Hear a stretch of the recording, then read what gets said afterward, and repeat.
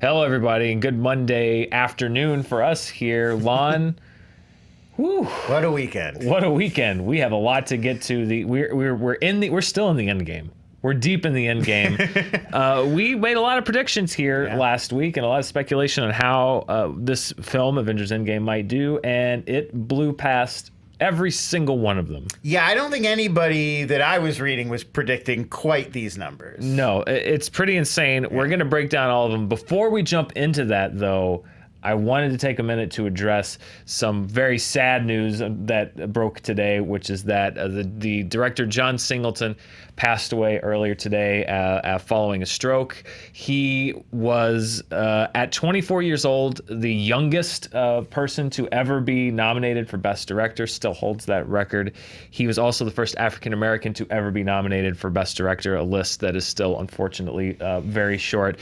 His film, Boys in the Hood, exploded onto the scene in the early 90s, one of the most influential films of the 90s. Yeah, it's hard today because that, you know, like inner city gang, South Central, it became a whole genre. And it's weird to think that those were not movies that came out. Like, you would really never see a movie about gang violence or you know, drug dealing and that on that street level that was made by, you know, somebody from that community, somebody who really knew that story. It was always other directors making, you know, the ghetto's a scary place or whatever.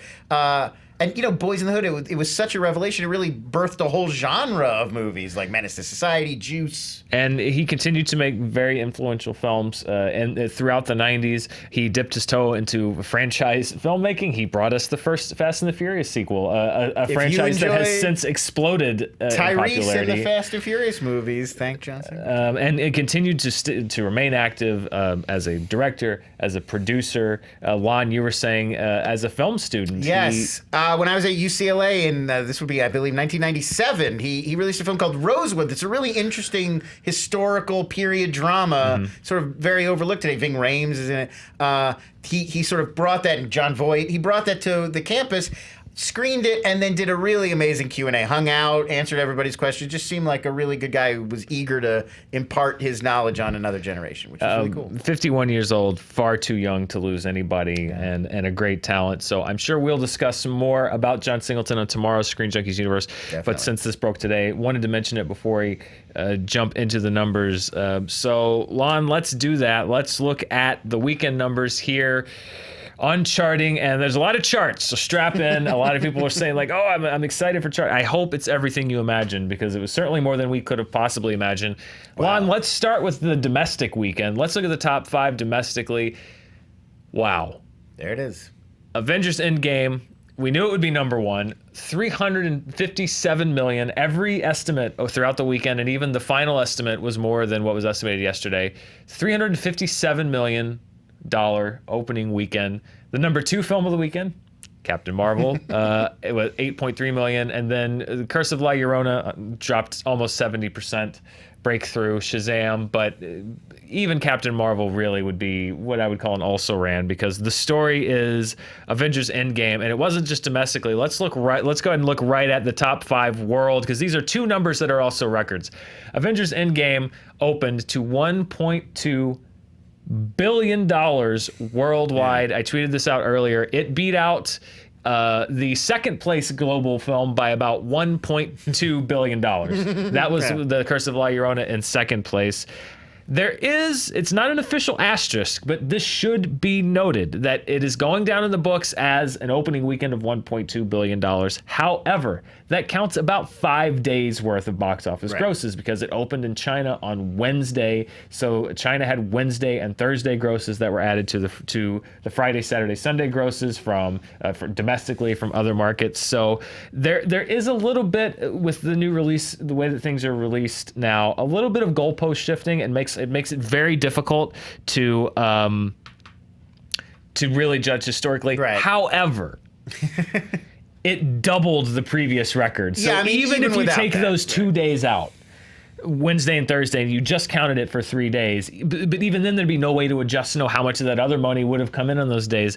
Yes, the release windows have expanded. Yes, there are far more screenings on Thursday nights now than there were on Thursday nights even 5 years ago. Yeah. But we're going to look, one of the things that was so interesting about the money that it did, and why we're gonna talk about why this wasn't just another record-breaking performance, is if it had beaten the global box office record by $100 million as far as opening weekends, we would have that discussion about, well, there are the 2 extra days and we have to talk about it. Mm-hmm. It obliterated the record. It wasn't even close as far as the record goes. We're going to look at the difference there, but yes, there are discussions going about the fact that there are more early screenings, that the release date has changed, but this transcends those kinds of discussions. Sure. It's a phenomenally kind of mind-blowingly huge debut. If you watch the show, usually when we talk about the top per theater average, if there's like an indie movie coming or an Oscar movie coming out, and we look at the top per theater, and it makes like $76,000 or $100,000 per theater, and 3 theaters are like, that's a good solid start for an Oscar nominee, for an Oscar hopeful. Yeah. Well, Avengers Endgame this weekend did $76,000 per theater. So usually when we see that number, that says 4 theaters, not 4,662 theaters. The previous record holder for per theater average for a wide release, this is for a wide release, was The Force Awakens. Avengers beat that by over $16,000 per theater. This is going to be a theme, which is it didn't just break the record. It didn't just squeak over the mark. It absolutely obliterated the previous record. It's crazy. Yeah, it's crazy to think. Well, because obviously this is the culmination. They've been leading up to it for a really long time. Yeah. But we've had a lot of recent movies that have built up to similar amounts of hype. I mean, even Infinity War, there was a ton of hype. You got to go see this if you're into these Marvels. Force Awakens was like, it's this brand new Disney franchise. We've had other movies that are hyped in this way, but we have not seen anything build to a peak like this. No, and when we talk about, and the spoiler alert, the show next week is going to be about Endgame and how it did in the second week. Of course. A+ cinema score. Right. Which we've talked about cinema score on this show a lot. An A+ cinema score, the multiples that can lead to, if that holds up, we're looking at it challenging for the top domestic box office earner of all time. But we're in unprecedented territory, because every expectation that people had set based on conventional wisdom or what movies traditionally do, this movie has surpassed it. So the question will be going forward, is it going to drop off? Is it gonna have a stronger than expected hold? Like we're in unprecedented territory at this point, because it is now the top opening weekend domestically and the top opening weekend worldwide. So let's take a look at the new rankings. First of all, these are the top 5 domestic openings of all time. Avengers Endgame is number 1. As I mentioned, the gap. Look at the gap between Avengers Endgame. It toppled the previous record holder, which was Avengers Infinity War. Infinity War beat out Force Awakens by $10 million. Endgame beat out Infinity War by almost $100 million. It's not that it broke the record, it's that it shattered the record. That's what makes this such a big deal, is that if somebody wants to break Endgame's record, it's not going to be a degree of 10 million or 15 million that maybe in 5 or 10 years inflation could take care of that and you get the same number of people. You're going to have to make up that much between first and second. You're going to have to get to that level, $357 million. Yeah, I mean, it must be a combination of factors. Like, there's no one thing we could come up with that would explain, here's why Endgame had these massive numbers. It's 10 variables all worked out in its favor. It's like the stars aligned. It was a perfect storm. Yeah. It was a perfect storm. If any couple of things could have gone differently, I don't think we'd be seeing this. But it was 11 years of what this franchise has built, culminating into something with both global and domestic appeal. I honestly don't. People say this all the time. Oh, it'll never happen again. And then somebody comes along and breaks this record. I don't know when we'll see numbers like this again. Well, there's no. Who's to say? Because there's no other franchise right now in all of moviedom that I think has this ability. Like, Star Wars does not have it No, right now. internationally, Star Wars Internationally, definitely does Star not. Wars does not have no. it. So there isn't a property. I mean, maybe if they made 10 more Toy Stories, then we could start talking about that 20th Toy Story movie. Yeah. But I can't think of another property that has this amount of cultural cachet that could lead to something like this, an international event where everybody feels like I have to go see this right away. I have to go be part of this on the first weekend. How much international appeal does Avengers Endgame have? Let's look at now the new top 5 worldwide openings. Remember last week when we said that Avengers Infinity War had the record with $640 million? I do remember that. Endgame just about doubled that. Yeah. We went from $640 million to $1.2 billion. You're going to hear me say this again, and you're going to hear me say it a lot this show. It's not just that it broke the record, it absolutely demolished the record. It becomes the first film to break $1.2 billion in its opening weekend. Jeez. There will be people saying, yes, it had more time. It had a Wednesday, Thursday start, but that does not account for that difference. Look at these. It's not like Jurassic World was in spitting distance. Right. Jurassic World would have needed 2 or 3 more weekends to make up that. It would have needed to kind of money. duplicate. Basically, just think about this. As big as The Force Awakens was when it opened, we talked about the fact that no, it didn't open in China the same weekend, but think about the huge release that Force Awakens had. It would have, worldwide, it would have had to double that, and still would not have been as big as Avengers Endgame was this past weekend. It's hard to wrap your mind around. It is an absolute phenomenon, and when I say that it's going to be hard to top, this is one of the things that I wanted to break down. Because yes, we have had a lot of movies that have come in and taken the new opening weekend record domestically in the last several years. But it helps to break it down, looking at it by degrees. So these are the last 10 films to hold the domestic opening weekend record. Spider-Man had 114. Dead Man's Chest beat it by about 20 million. Spider-Man 3 beat that by about 15 million. Dark Knight inched over it by about 7. Then Harry Potter topped it by about 10 million. Avengers jumped up about 40 million. That was a huge release. The first film to open over $200 million. Jurassic World eked out over that by about 1 million. Then you had about a 40 million jump for The Force Awakens. And then Infinity War was about 10 million over The Force Awakens record. So they're jumping up by 10, 20, sometimes $40 million. Again, Endgame jumped that record by almost $100 million, meaning it more than doubled. The biggest gap that we've seen in the last 15 years of a film that's taken over that record. It earned like a Spider-Man in addition to an Infinity War. Exactly. Yeah, it was like Infinity War, or Force Awakens plus Spider-Man equals Avengers Endgame. Which is incredible. It's the degree to which it broke it that sets it apart. It didn't eke out. It didn't go $7 million over Infinity War, so that you could say like, oh well, the interest was about the same, but there's a marginal improvement over what? No, it shows just this. It's a generational thing. Yeah, I think that the only movies that get to this realm, and there have been a handful in the history of movies, they go beyond, it's a big movie event that everybody wants to go see, and it becomes a cultural moment. It's that people feel like they have to be a part of, or they're going to be seriously missing out. Unless you trigger that impulse, it's hard to get this many people into a theater for anything. And it readjusts the expectations, I think, about that doesn't make The Force Awakens not one. It just puts into perspective how big this one was. Because Force Awakens was 3 years ago. It wasn't 12 years ago or 10 years ago. Well, undeniably, that was a huge event in that it was the first new Star Wars movie under this new, studio in this new era. So not to take anything away from how special that moment was culturally, but this is another just like massive cultural event that obviously people felt panicked to not be part of. Yeah. So let's look at it day by day. This is what Endgame did each day domestically. And also this is compared to the other top 5 openings of all time, which it now is on top of.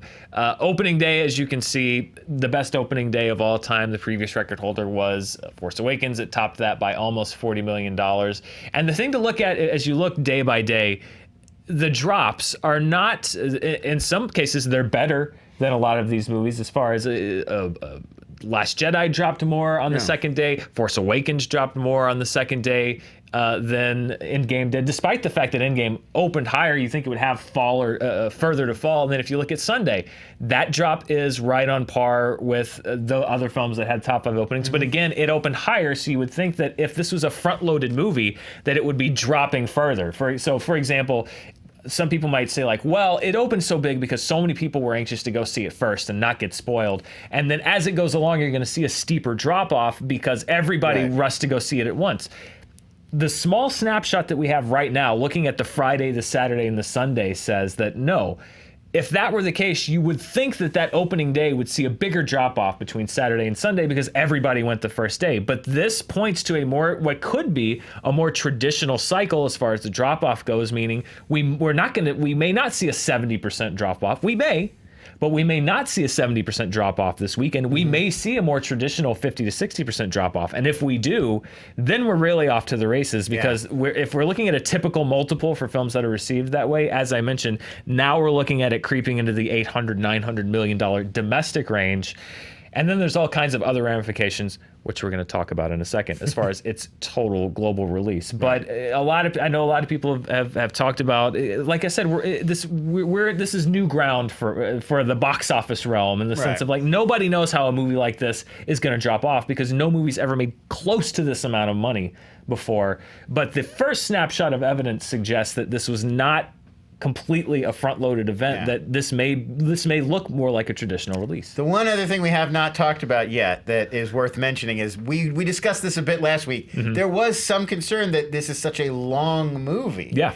That may hold it back or prevent it from hitting some of these records. So it shattered all of these records despite having fewer showtimes. Well, it's kind of like the unstoppable force versus the immovable object. Well, the theaters, I guess, were the immovable object, and all they did was just add more showtimes. Just added more screens, Supply and demand. Right, but it's playing on more screens than any other movie to packed houses at every screening. And people, and it was so great to hear. I got tweets from all over the place. I got tweets from viewers here in the U.S. I got tweets from people in India. It had the highest opening for a Hollywood movie in India in all time. But people were saying things like, not just that it was crowded. People saying like, I've never been to a screening at 2:00 in my town that's this crowded. I live in a small town where there's two or three theaters, and I've never seen business like this. People like I said in India saying like, this is not normal. I've been through Force Awakens. I've been through Infinity War. This is not like those. This is something on a scale that I haven't seen before. There were tweets I was seeing from Los Angeles from 2 a.m., 3 a.m., 4 a.m. screenings that were packed, that had lines to get in. Yeah. But it's crazy to think about that. Like there have been movies that play around the clock, but you could walk into those 3 a.m. screenings. They're not selling out 3 a.m. screenings. And there was a long discussion on one of the threads on Twitter with a couple of people that were arguing over, because I said this was a generational event. People arguing over like, well, Return of the King, and going back and forth for a very long time about Return of the King, and that only underscores my thing, which is like, I'm not saying it wipes out all generational events, but if your easiest reference is to Return of the King, that was 16 years ago. Yeah. That's what I mean by a generational event. Right. Like if the closest parallel you can draw as far as you as a moviegoer to something that was like this was a movie that came out 16 years ago, that's the kind of thing I'm talking about, something that only comes along every 15, 20, 30 years. I'll tell you what, we've talked a little bit about Lon in college already on the show. We'll do one more. The last time I remember there being this level of everybody has to see the movie right away was Phantom Menace. That was the time when it was like, we're going to camp out outside the theater so we get into the very first showing because I don't want to be spoiled. I want to see it. The first crowd. That was the last time I feel like the culture was this desperate to see something new. And we never recovered. This one was a little less disappointing. I'll go ahead and say. The response has been very positive. I was one of those people that came out of Phantom Menace like, pretty good. Yeah. I liked it. Yeah. I convinced myself for years that I really got in my own head on that one. I revisited it about 6 years later, and it was the first time in my head I went, uh-oh. Okay, let's look at, this is another, again, something we've never seen before, single day grosses. So this isn't just opening day. This is how much a movie is made on a single day. Until now, the record holders were all the opening days for a movie, the opening Friday of a movie, the opening Friday of Force Awakens. Avengers Endgame now owns 2 of the highest 5 single day grosses of all time. Number 1 is this opening day of $157 million. Then comes the opening day of Star Wars: The Force Awakens. And number 3 is the second day of Avengers Endgame. So that's another first. we've never seen the second release day of a movie break into the chart like this. Avengers Endgame now owns 2 of the top 5 all-time single-day grosses. Number 4, the opening day of Avengers Infinity War. Number 5, the opening day of Star Wars The Last Jedi. By the way, Avengers Endgame also owns the number 7 all-time single-day gross. So it now owns 3 of the top 10 highest-grossing days in domestic box office history. You know what?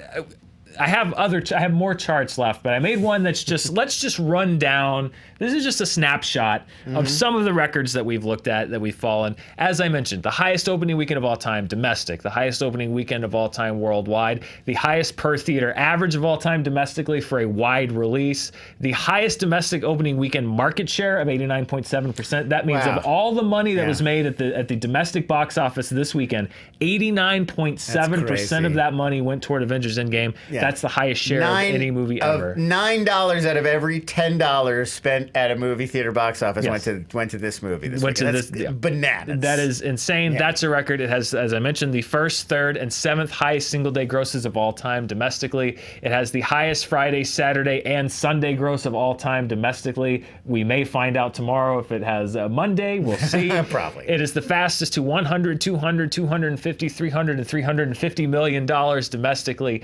It was the highest opening weekend of all time in over 50 countries, including China. Wow. It is the first film to ever gross $1 billion plus worldwide in its opening weekend. And globally, it is now the 5th highest grossing MCU release of all time in 5 days. Wow, jeez.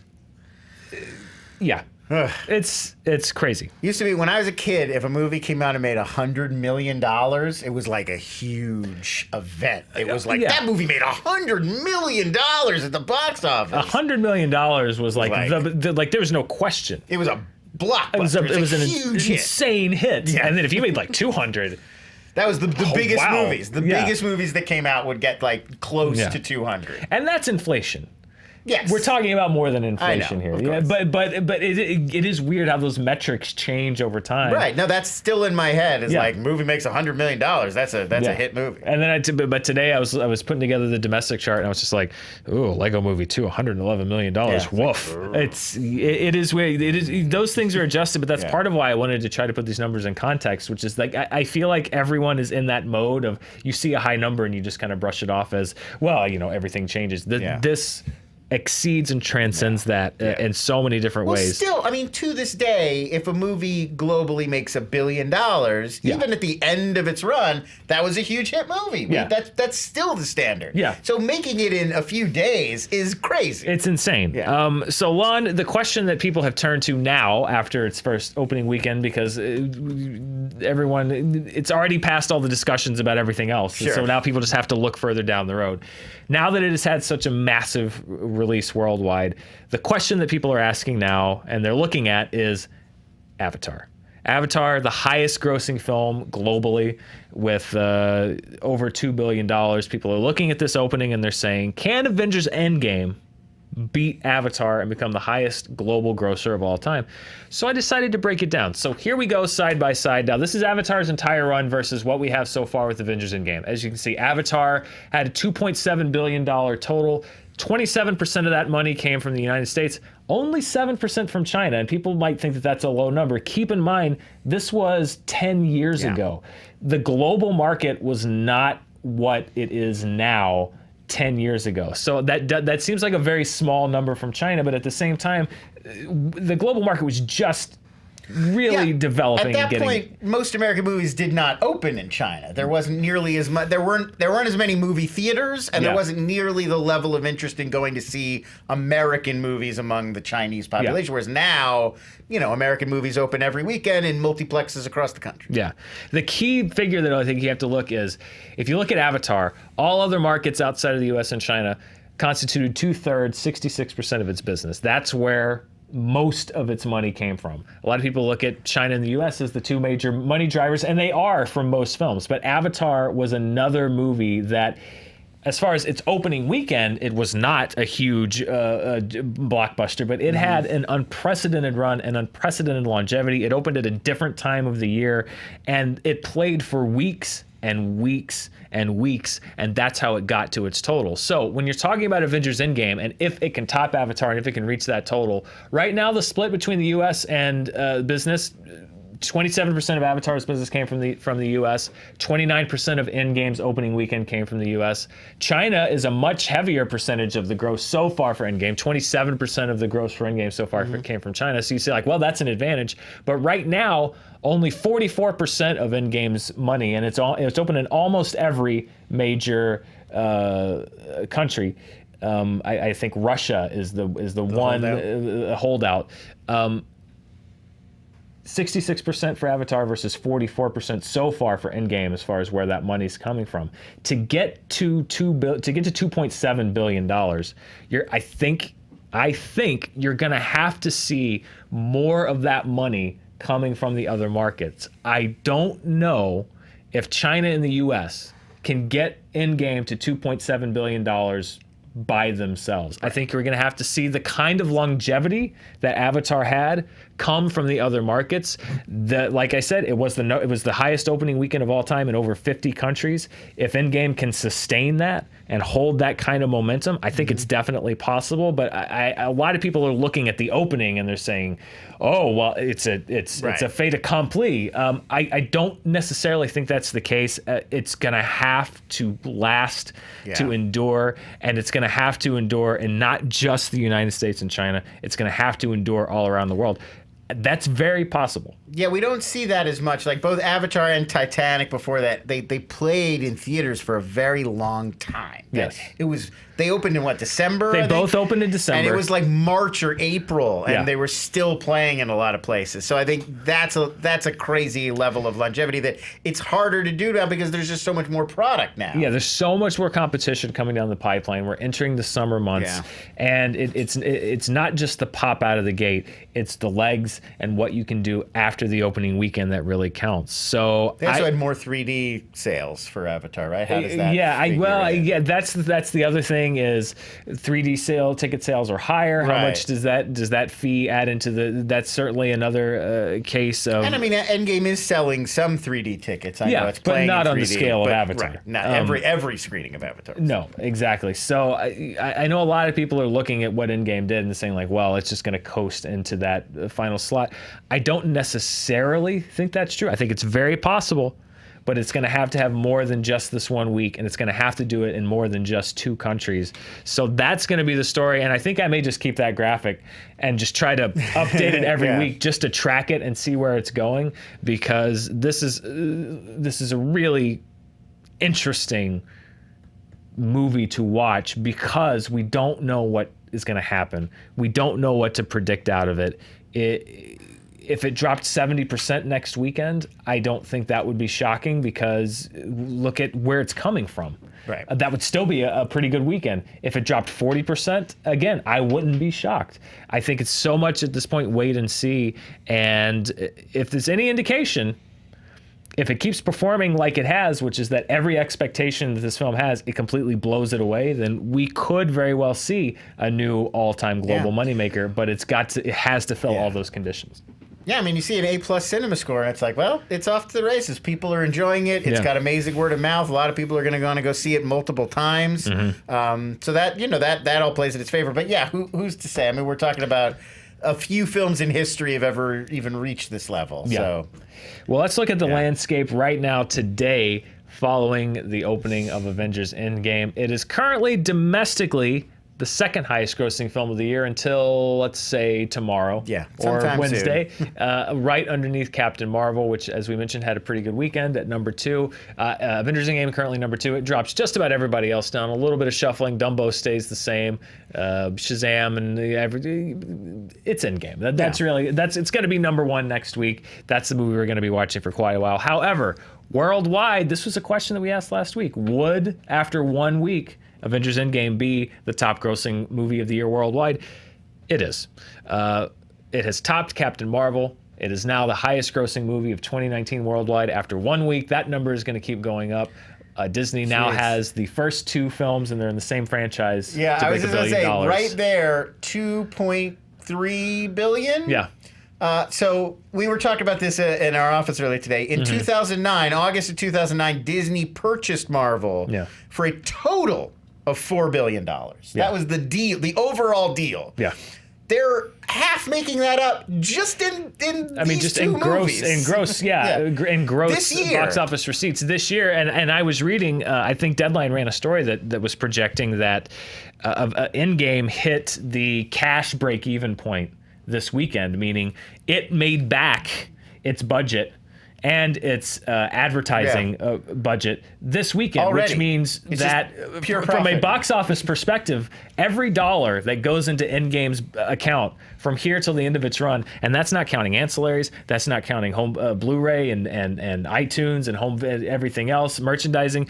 From a pure box Disney office Plus perspective, subscriptions. Disney Plus subscriptions, exactly. From today onward, every dollar of money that Endgame makes reportedly is profit, pure profit. Unless you ask the accountants. I mean, if you go back to August of 2009, there are a lot of people that are like, what a dumb move for Disney. This is buy a bunch of comics. Yeah. Jeez, it already paid for itself just like in the last few weeks. It's crazy. Lon, there's 4 movies walking into the buzzsaw this weekend. We've got Ugly Dolls. Oh, going to do great. Could be an Avengers Slayer, who knows? A Long Shot with Seth Rogen and Charlize Theron. Which is counter-programming. I mean, by the second weekend, a lot of people have already seen Endgame. Yeah. A lot are still going to go to the theaters and look. There's definitely room to sort of take up some of those number 2, number 3 spots. Yeah, we The Intruder.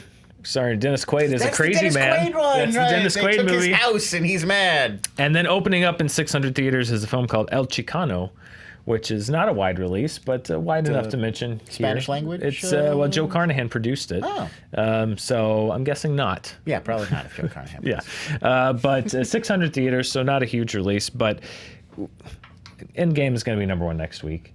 Things to watch if you... Ugly Dolls, I got my fingers crossed. You think Ugly Dolls could pull the upset? Oh, I do not know. No, definitely not.